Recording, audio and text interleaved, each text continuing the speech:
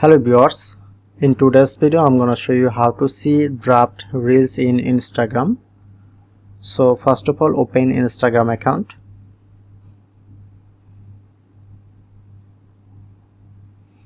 Tap onto plus icon for the post. Select reels.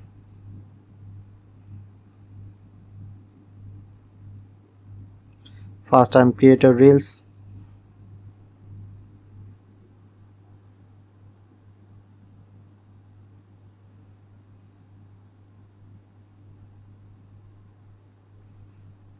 Saved draft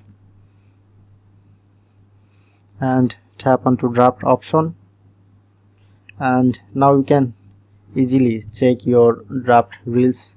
So that's how you can easily see draft reels in Instagram. If in this video helpful, please hit the like button and subscribe our tutorial debate channel for more video.